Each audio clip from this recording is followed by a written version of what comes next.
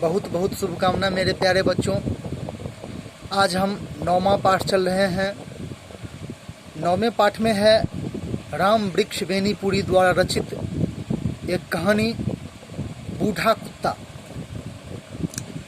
इस कहानी में राम वृक्ष बेनीपुरी जी ने मनुष्य के पशु पक्षियों के साथ निर्दयतापूर्वक व्यवहार के बारे में कहानी लिखा है। मनुष्य सामान्यतः पशुओं के प्रति अपनी निर्दयता और संवेदनाहीनता का परिचय देता है। वह पशुओं से काम तो लेता है, परंतु उनके बूढ़ा या बीमार हो जाने पर उन्हें प्रेम और सहारा देने के बजाय उन्हें घृणापूर्वक दुत्कार देता है। प्रस्तुत कहानी मानव के इसी व्यवहार के विषय में जानकारी प्रदान करती है। कहानी है, बार बार दुत्कारे जाने पर भी जब कुत्ता बरामदे से बाहर अगले पैर पर खड़े कर और पिछले भाग को जमीन में सटाकर बैठकर धीरे धीरे पूंछ हिलाता हुआ करुण सजल नेत्रों से मेरी ओर देखने लगता है, तो समझ में नहीं आता कि क्या किया जाए। बूढ़ा हो गया है यह, समूची देह में खौरा लग गया है, जिसे अपने ही पंजों से खरोंद खरोंद कर इतने सारे बदन पर घाव कर लिए हैं। इसका पेट भी खराब हो गया है, आसपास गंदा करता रहता है, शरीर से बदबू निकलती रहती है। ऐसी की उबकाई आ जाए, फिर भला इसे कौन बरामदे में चढ़ने दे, घर में आने दे। ज्यों ही वह इस ओर बढ़ा कि हर मुंह से दुत्कार फटकार बरसने लगती, तो यह भी नहीं मानता। फिर इस पर झाड़ू से, छड़ी से, खड़ाऊ से, जूतों से भी मार पड़ने लगती है। मार खाने पर भी यह तब तक मुड़ने का नाम नहीं लेता जब तक कि चोट असही नहीं हो जाती। तब कूं कूं करता यह बरामदे के नीचे तो उतर जाता, किंतु वहां से भागने का नाम नहीं लेता है। वह बैठ जाता है और टुकुर टुकुर मेरा मुंह देखने लगता है।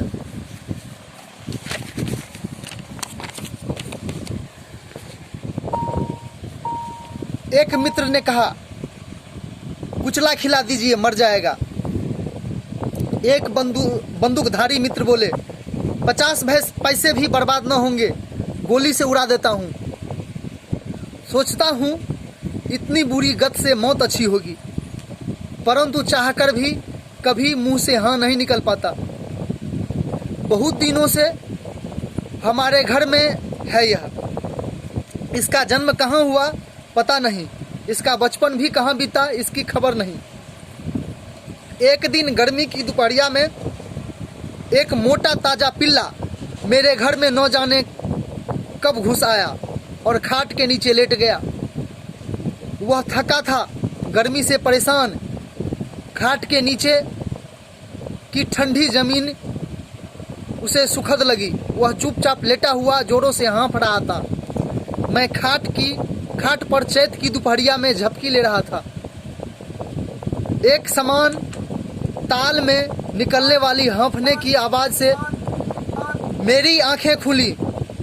इधर उधर देखा तो सबसे पहले नजर इसकी चमकती आंखों पर पड़ी। उस दिन भी इसकी आंखों में ऐसी ही सजलता और करुणा पाई थी।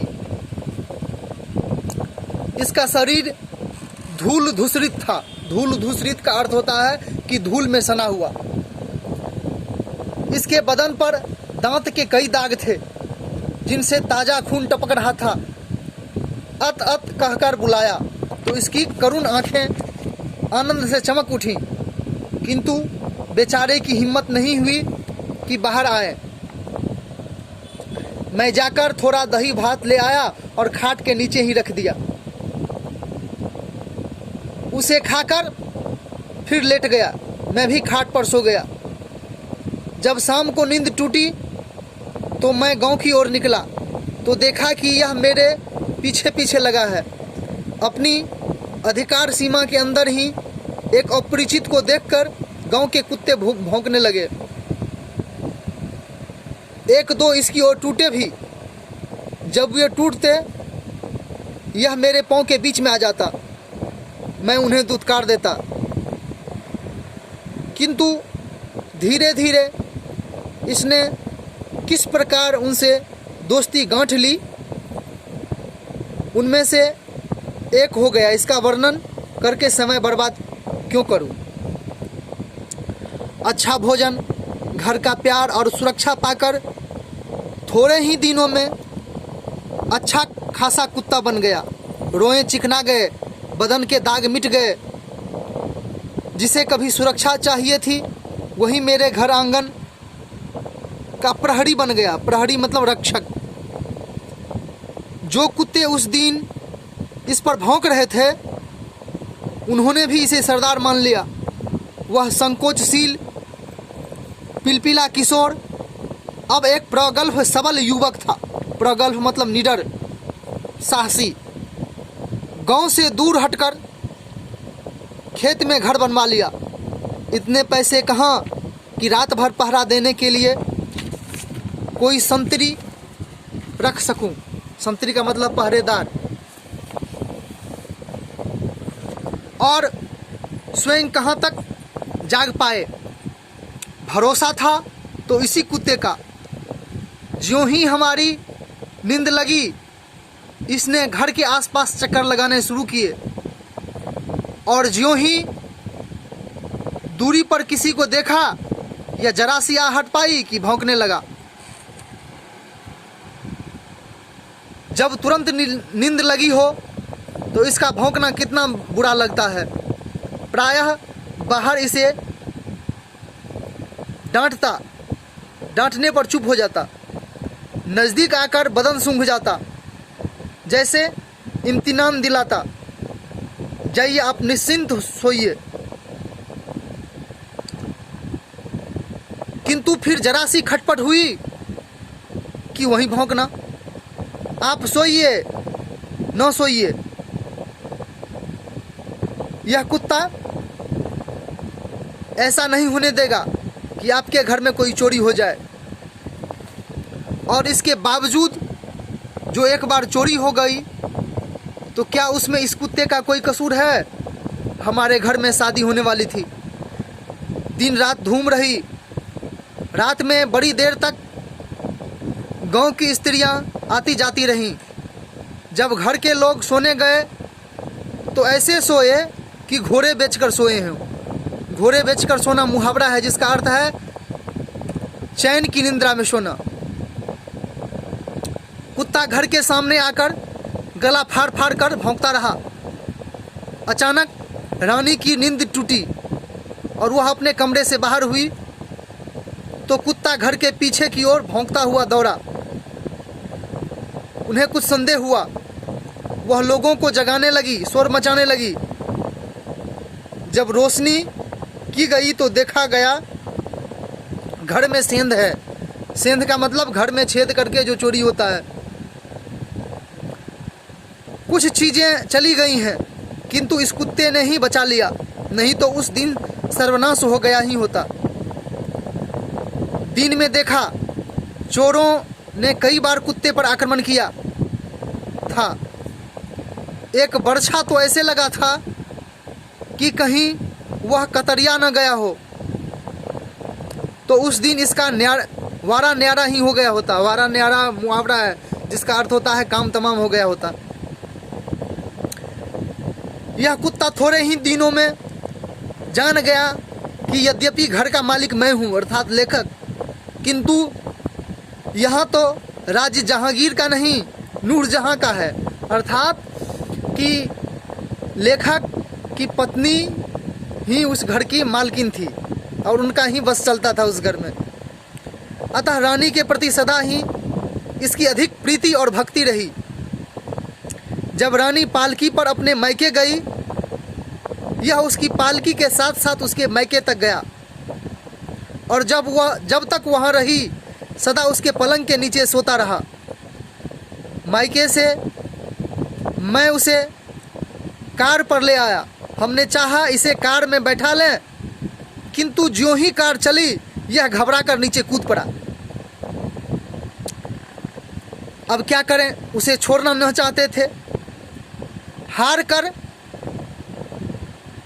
कार पर हम चले आए, यह तादीक करके कि सामान के साथ जो बैलगाड़ी आ रही है उसके साथ ही इसे भेज दिया जाए। दूसरे दिन घर पर हम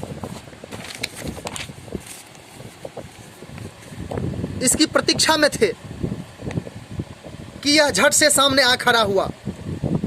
अरे यह क्या, सारा शरीर धूल धूसरित है, शरीर में कितने जख्म हैं। लगता है ज्यों ही हमारी कार आंखों से ओझल हुई, यह बैलगाड़ी की प्रतीक्षा किए बगैर ही वहां से निकला और रास्ते भर अपनी बिरादरी के लोगों से लड़ता झगड़ता, अपनी बिरादरी मतलब कुत्ते के प्रजाति के, उनके अनेक व्यूहों का अभिमन्यु सा चीरता, मतलब उसे लड़ता हुआ, जो कुत्ता सा रास्ते मिला उससे लड़ता हुआ। रात में कहीं थोड़ा विश्राम कर भोर होते ही हमारे यहाँ पहुँच गया।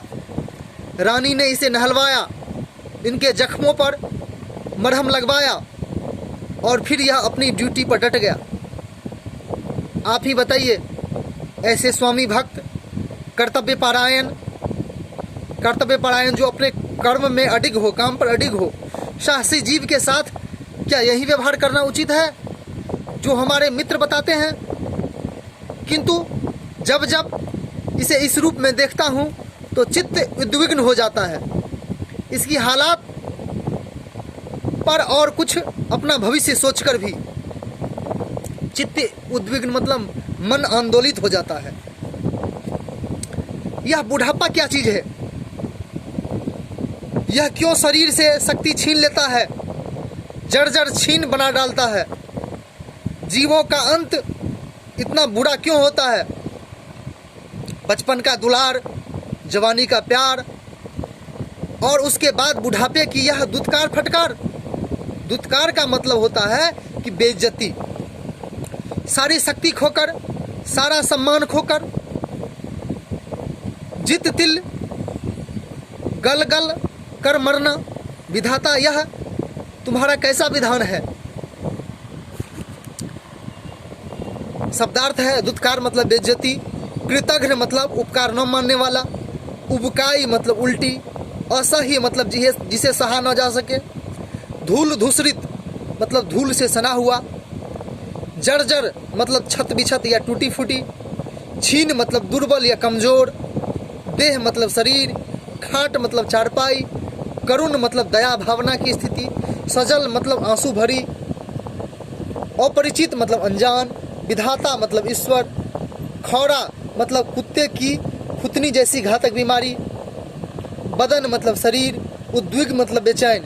मुहावरे हैं घोड़े बेचकर सोना अर्थात चैन की नींद सोना, आंखें चमकना मतलब अत्यंत आनंद अनुभव करना। धन्यवाद।